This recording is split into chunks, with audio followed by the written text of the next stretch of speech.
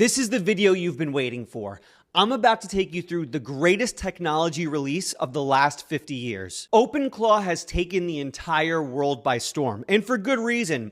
It is a 24/7 super intelligent AI employee that does work for you around the clock even when you sleep. The challenge is it can be super complicated, and because of that, 99% of people aren't getting the full power out of this technology. If you use it the right way, you can completely change your workflows in life. If you use it the wrong way, it's just another ChatGPT bot. In this video, I will cover every single aspect of OpenClaw, from how to install it, to how it works, to security, to use cases that will change your life. Whether you're an OpenClaw pro or have never touched a computer in your entire life, you're gonna get something out of this video. So let's lock in and get into it. So as I said in the intro, we are going to cover everything in OpenClaw. So if you are an OpenClaw pro, I highly encourage you to skip around in the chapters down below.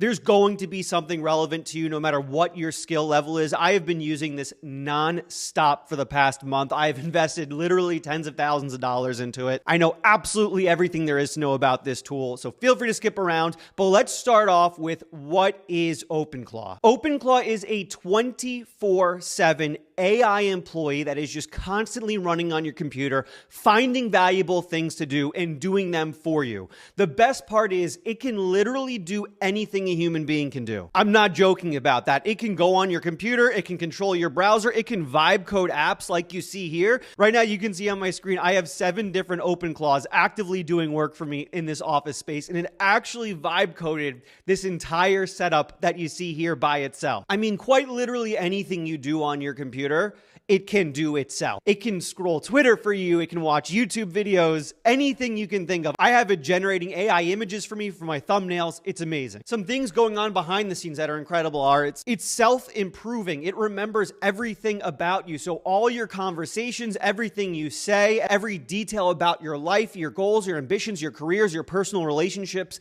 it remembers that and then improves itself based on that information. For instance, if I tell it I really enjoy using Codex to vibe code, it will just remember that forever. And every time it vibe codes, it will use Codex for that. If I tell it I'm running everything on a Mac Studio, all of the apps it builds will be specifically for Macs. If I tell it I live in California, it'll start making recommendations for me for events in California. Every time you communicate with your OpenClaw, it gets better, smarter, and more custom, which there is no other AI tool on planet Earth that has ever done this before. It's proactive. It does work while you sleep. Let me give you an example. So I have my SaaS creator buddy, and it is actually actively working on this software for me. It saw on Twitter that Elon Musk is giving away $1 million to the top article on X. So what it did was it saw that on X. It was like, okay, we should build some sort of article writing functionality, and it built out a ton of this article writing functionality you see here. It shipped it, and I've gained over $10,000 of recurring revenue based on that. All of this while I slept. I woke up in the morning, it had the code ready, I reviewed it, then shipped it myself once it looks good. That is the power of having a proactive employee. It learns about you, it studies things on the web,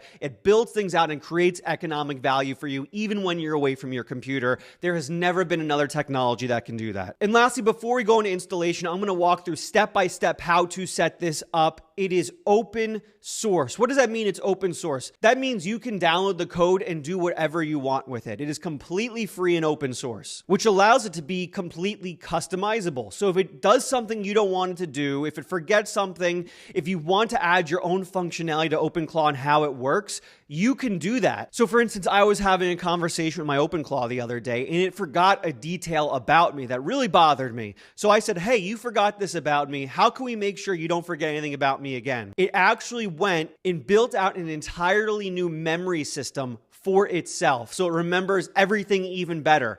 It is completely customizable, and it can even customize itself. That is unbelievable. That is why OpenClaw, in my opinion, is the most powerful technology I've ever used in my life, and I think it is mandatory for people to learn. So the question becomes, how do you install it? Do you need to buy a Mac Mini like you see everyone doing on Twitter? Can you put it on a VPS like every other creator is telling you to do? The answer to that is no. There are ways to set this up completely for free. You don't need to buy Mac Minis. You shouldn't be putting this on a VPS. So there are 2 ways to to think about installation. You can have it local on your desk on a device, or on a VPS, a virtual private server, which is in the cloud and on the web. I highly recommend doing this locally. I think doing this on a VPS is a massive critical mistake. Local is easier to set up. It is secure by default. If you do this on a VPS, you have to do a ton of technical work to make it secure. Also, I'm going to go through security in a later chapter as well, so stick around for that. But it is not secure on a VPS, and you have to do a lot of work to make it secure.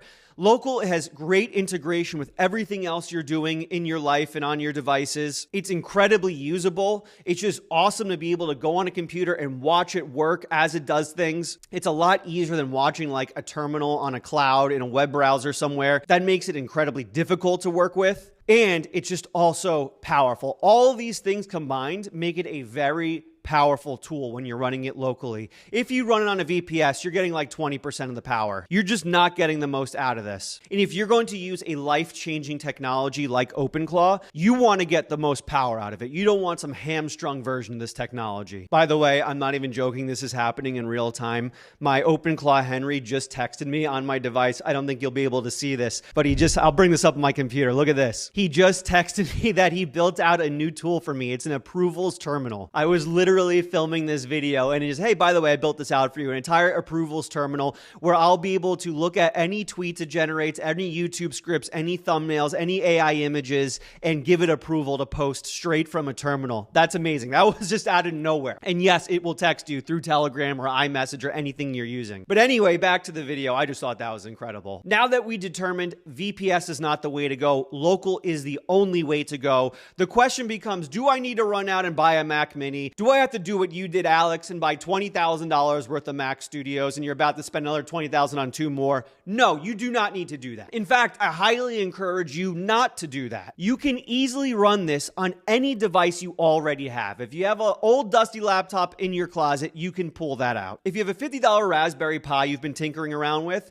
you can use that as well. You don't need any sort of complex hardware for this. So take what you already have, install OpenClaw on it, which I'll show you how to do in a second. And then what you can do is, as you're using it, as you come up with more workflows for it, if you decide, okay, to do this workflow, I need more powerful hardware, then you can upgrade. Then you can upgrade to a Mac Mini. And then you're using the Mac Mini, you're like, oh man, I could really use local models for this one specific workflow. Then you upgrade to the Mac Studio. You don't need to rush into $10,000 hardware. You don't even need to rush into $600 hardware. You can start simple and free and then work your way up from there. That's what I did. So choose a local device. If you're going to run out and buy a new device for it, I think the Mac Mini is the best choice by far. It is the best value in computing for $600. For $600, you're getting an actually incredible computing device. I never owned a Mac Mini before. I bought it for OpenClaw right when I started using it. And I thought to myself as I was using it, man, if I ever need a new computer again, I'm just getting the cheapest Mac Mini. It did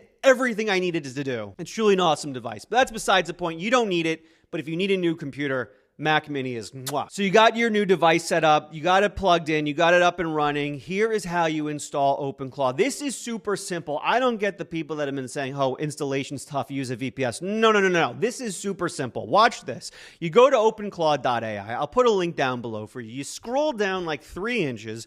You see this quick start section here that has one single line command.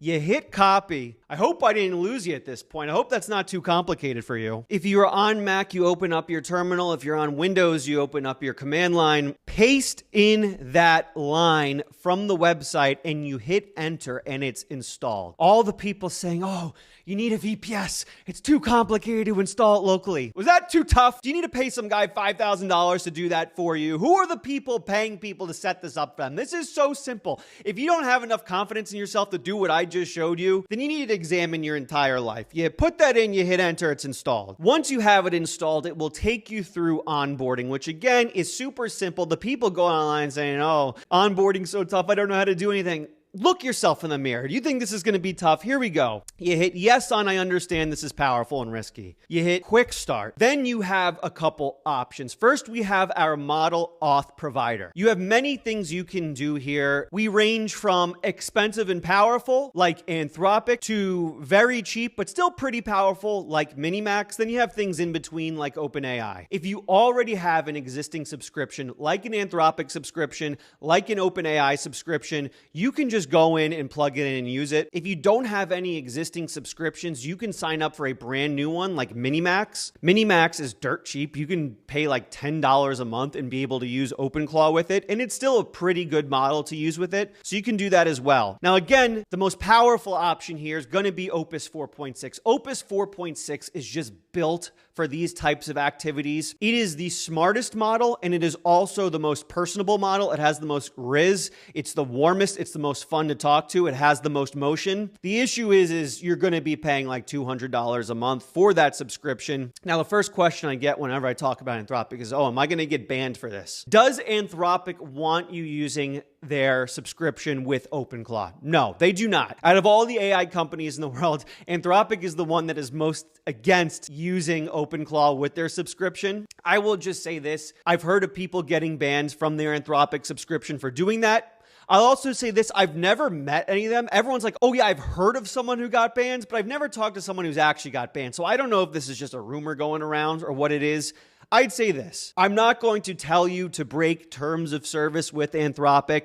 Wink, wink, but you're free to do what you want. So if you want to use your Anthropic subscription, wink, wink, you would choose Anthropic here and hit enter. Then it gives you the instructions to getting your Anthropic authorization token. You literally copy this, open up a new terminal, paste it in. That will ask you to log into Anthropic. You do that. That's going to give you a token, which is a really long string of letters and numbers. Here's where most people mess up with this.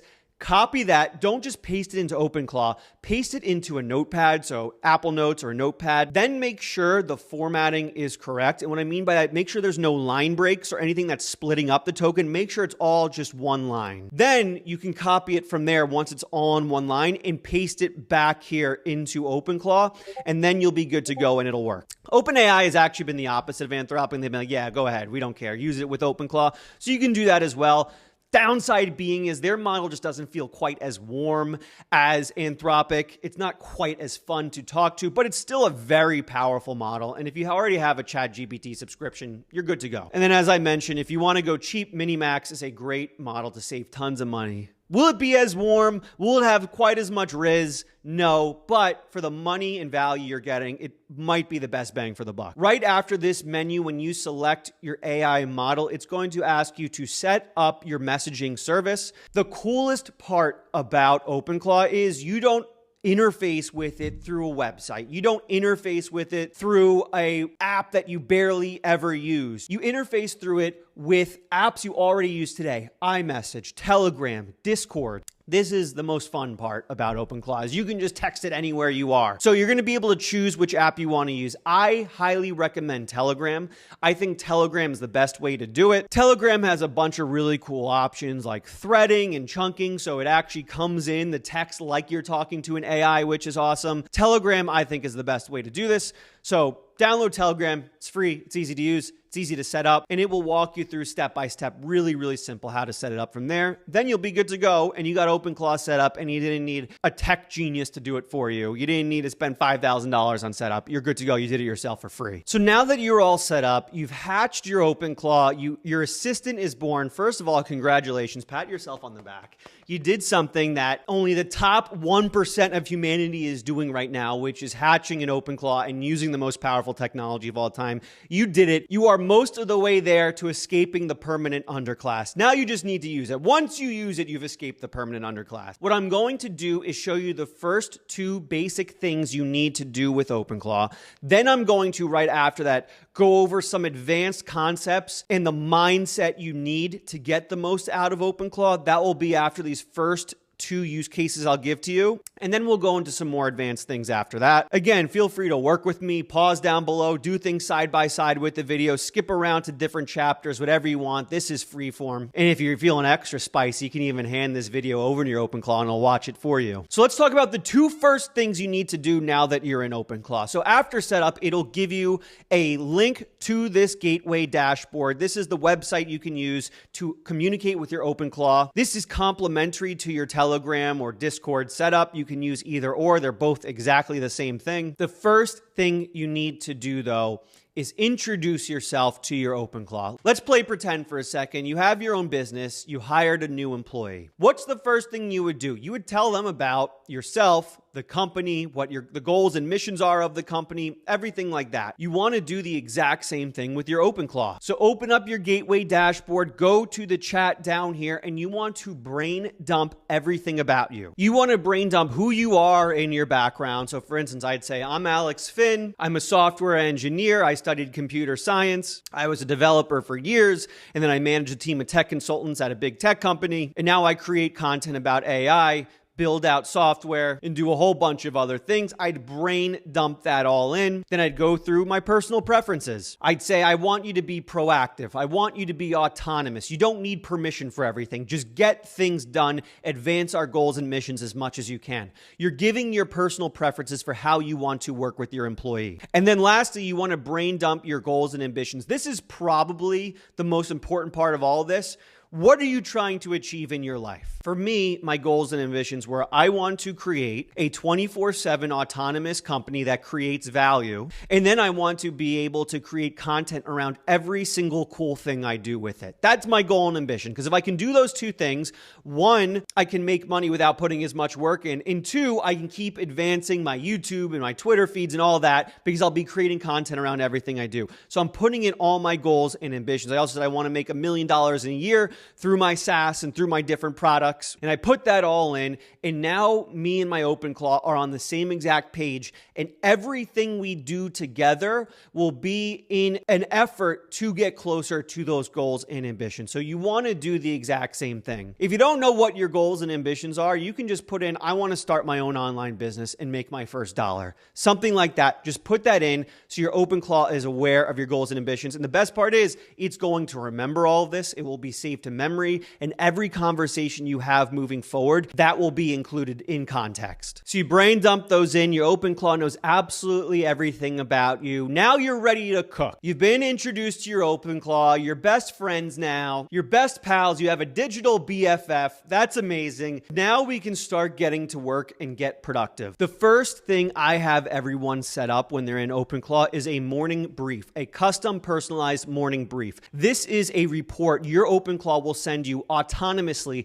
every single morning that gives you all the information you need to know about that day. My OpenClaw Henry sent me this morning. It is Valentine's Day today, and it actually started with good morning and happy Valentine's Day. Very nice touch by Henry. But it gave me an entire morning brief. It gave me the weather. It gave me all the news about my interests. So it knows I'm super into vibe coding. I love Claude Code. I love Codex. It gave me all the new trends in vibe coding. It spent all night researching the news, reading the news for me, figuring out what was relevant. It gave me a bunch of ideas for videos I can film today. So I wake up, maybe I don't have any ideas for videos. I can go, oh, Henry gave me a few right here, and I can choose one of them and film. Much easier. And the best part is actually writing me the scripts and sending it to my Discord, but that's an advanced workflow we'll go through a little bit later. It's also going through my tasks and to-do list. So it's connected to my Things 3, which is the to-do list app I use, and it's able to tell me what tasks I have on there and even what tasks I assign to Henry on there. So I wake up, I know exactly what I need to start tackling that day. And then it gave me recommendations for tasks I need to do right away. So choosing a video angle, going through our approval queue, which is a bunch of tweets and content that came up for me and I just need to approve it. And then that's a nice little touch there. Telling me to enjoy it because it's Valentine's Day. You need to have your own custom morning brief like this, and this is super easy to set up. So here's a little bit about how this works. Your OpenClaw at any time can just schedule things to do in the future. So it uses what's called cron jobs,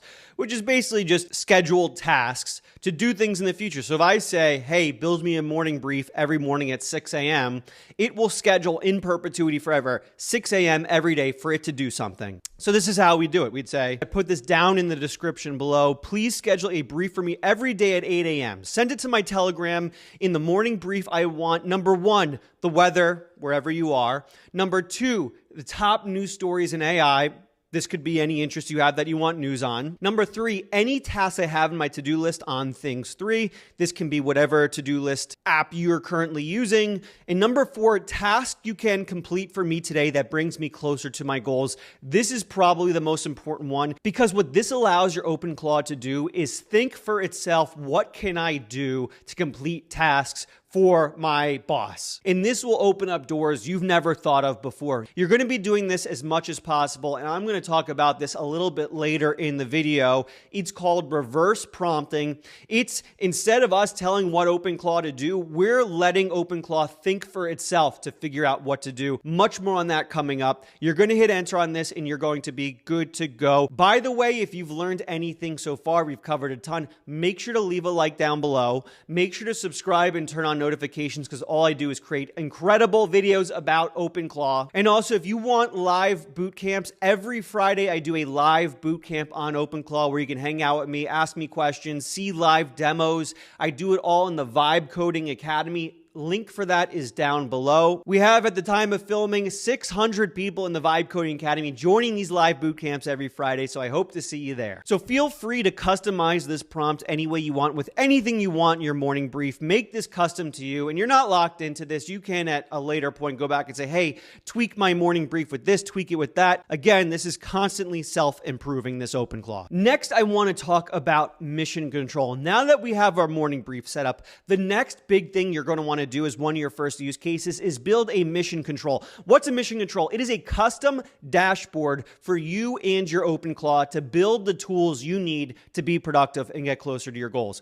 This is what my mission control looks like here. I've been building this out for weeks now. As you can see on the left-hand side, there are tons of different custom tools me and my OpenClaw built out together. This was all vibe coded by my OpenClaw, Henry. I didn't write any of this code myself. I didn't even vibe code this myself. I said, Henry, go and build a mission control for me, and it vibe coded it for itself. That's not vibe coding. I call this vibe orchestration. We're vibe orchestrating our OpenClaw. So you want to build this out too. You want to have your OpenClaw build you out a mission control where it can build any of the custom tools it needs. Things like to-do lists, things like places to track all your sub-agents like I have here, things like an approvals queue where it can write you content and you can just approve it and it sends it out. All these are custom tools you can build out. The number one request I get is, hey, can you open source your mission control? Yes, I will do that eventually, but I do not recommend that as the way to setting up your mission control. Your mission control should be completely custom to you, your goals, your ambitions, and your OpenClaw. So what you want to do is, now that we have our morning brief set up, go to your OpenClaw and say this. I put this prompt down below. Feel free to copy and paste it. I want you to set up a mission control. This is a custom place for us to build out any tools we need to be more productive.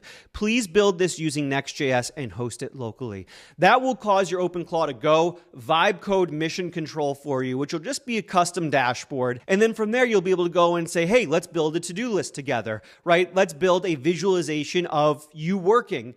Anything you need, it can then go and vibe code it inside your mission control. You don't need coding experience for this. It can just do it for you. And now as you're working, the mindset becomes, okay, what can we build out to make this workflow simpler? What can we build out to make this easier for us? Anytime you have your OpenClaw do something, you can say, hey, how would we do this with a custom tool in our mission control? Again, that's reverse prompting, which is probably the most important concept in AI. Instead of telling your bot what you want it to build, you're saying, based on what you know about us and what we do, what should we build? You're asking your bot questions. Just reverse prompt as much as you can, and it will start building out these custom tools for you in your mission control. The next advanced concept I want to talk about will save you money and improve your workflows, and that's the concept of brains and muscles with your OpenClaw. The way I like to think about it is whatever model you chose during setup is your brain. It's the one that orchestrates and decides what to do,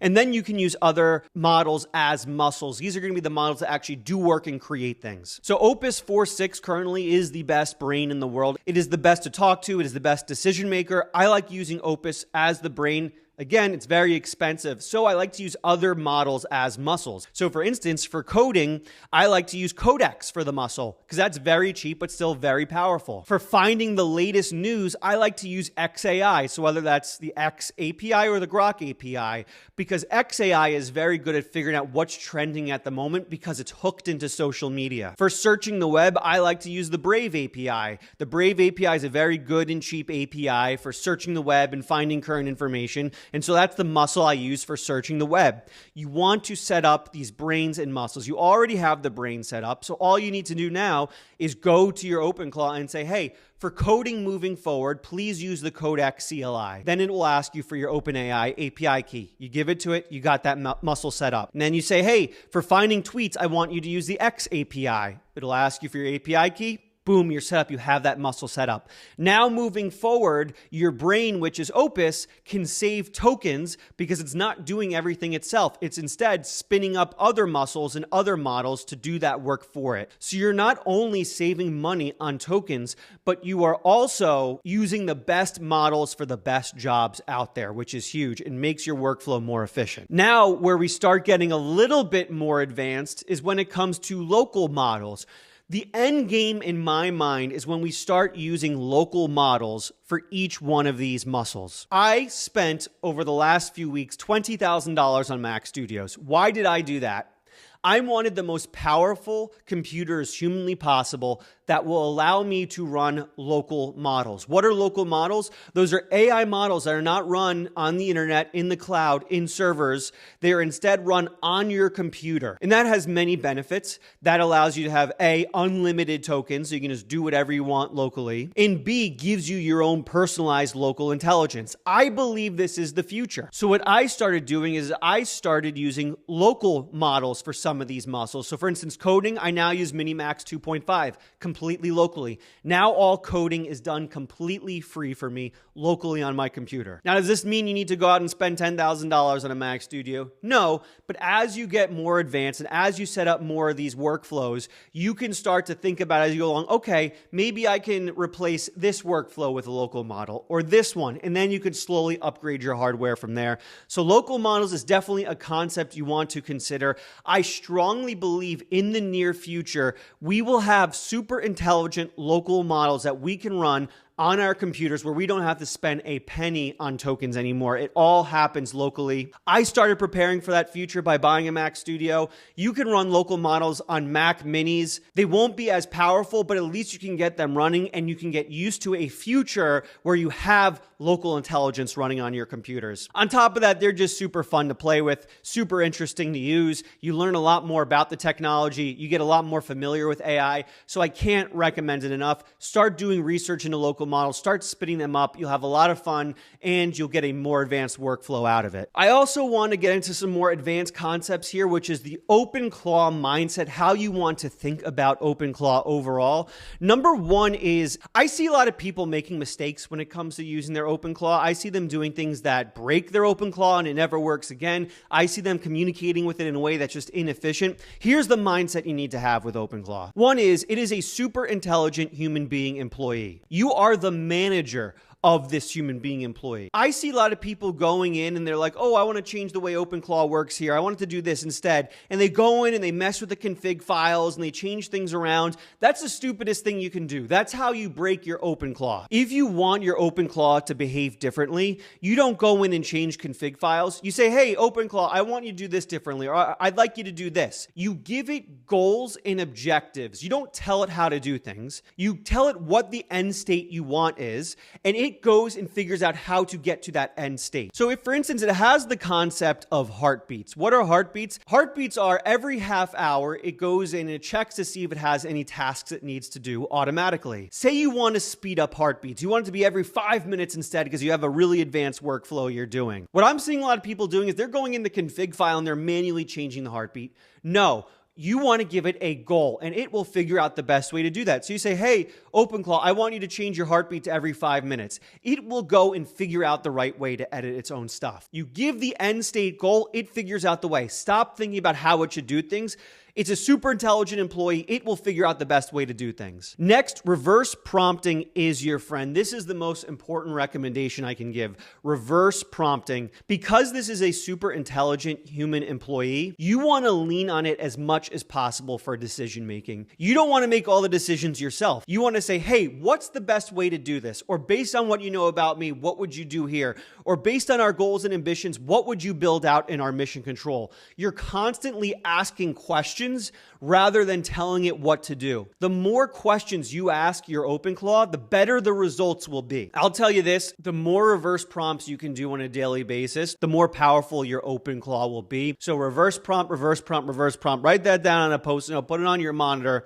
Reverse prompt as much as humanly possible, and you'll get way more power out of OpenClaw. And here's an important one as well. Anytime it messes up, anytime it has a task it can't do, ask it to figure it out and build a solution. So for instance, I said, I want you to be able to send me tweets and then wait for my approval to send the tweets out. When I asked it to do that, it didn't have an approvals queue. So it went out and built its own approvals queue for me inside my mission control. Anything it can't do, just have it build it out. It is a self-improving bot. Anytime it messes up, so maybe it forgets something or it does something the wrong way, say, hey, pause right there, OpenClaw, build a new skill that solves this problem. So for instance, I wanted it to write my newsletters, link to my newsletters down below. I wanted to send me drafts every single Wednesday night. And it wrote me a couple newsletters and they both stunk. So I said, hey, let's pause here. Read through all my past newsletters, then build a newsletter skill that helps you write better newsletters. It built this new skill, and now it's self-improved.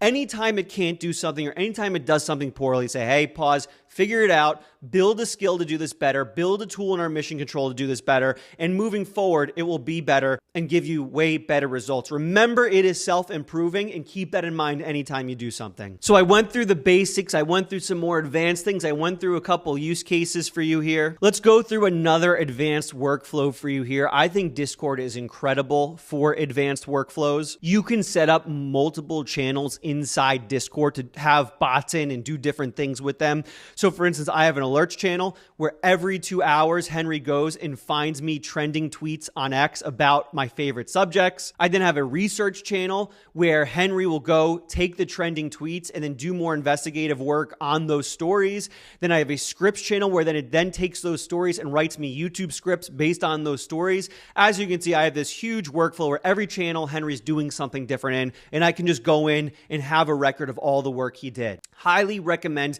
taking advantage of Discord. I don't see Discord as a replacement for Telegram. I see Discord as a supplement for Telegram. So go in, say OpenClaw, I want you to build me out an advanced Discord workflow. What do you think would be channels we could have in there that would make our workflow even better? Boom. A little reverse prompt for you right there.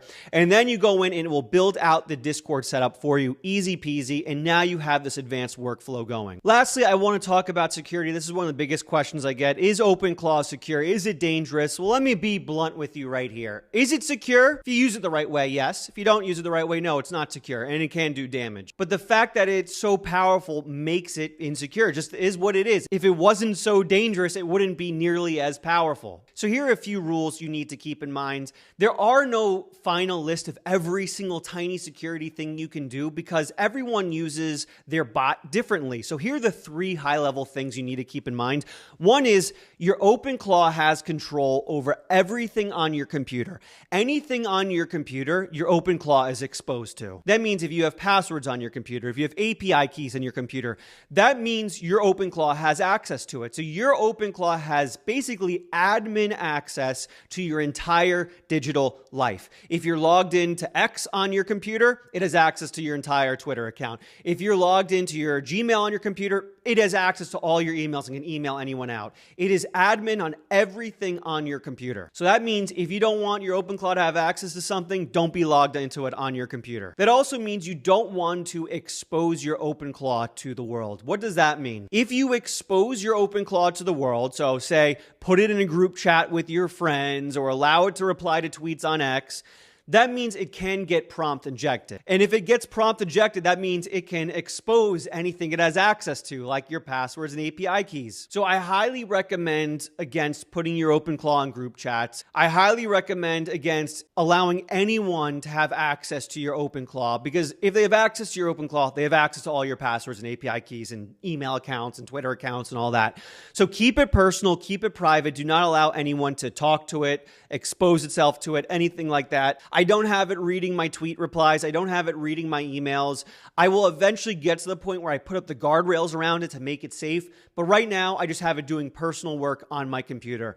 And the last security tip I will give is think deeply about what your claw will do with every prompt you give it. Before you give it a prompt, think, will this expose it to the world? Will this make it do something risky? Will it allow it to get prompt injected in some sort of way? If you think deeply about every prompt you give it, you will be able to stop it from doing stupid and bad things, right? So 3 is think deeply with every command you give what your claw is going to do. And you can even take it a step further and say, hey, before you do anything, OpenClaw, give me a step-by-step plan on what you plan on doing here. If you keep these 3 things in mind, there's basically nothing you'll be able to do where bad things will happen. It's all about personal responsibility. As they said in Spider-Man, with great power comes great responsibility. If you're using OpenClaw, you have great power, so make sure you have great responsibility with it. There are hundreds of more advanced use cases. If you want more looks into those, check out my channel. I have so many videos about OpenClaw. Let me know down in the replies below, what do you want to see more of on the channel about OpenClaw? You want more videos on mission control? Do you want more videos on local models? Do you want more videos on more advanced use cases, security?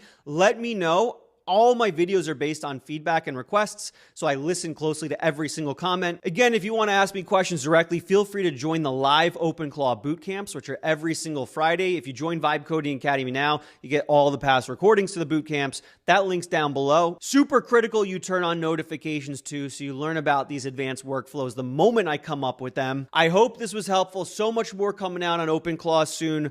Enjoy the power, enjoy the technology. This is the most amazing time to be alive ever. I'll see you in the next video.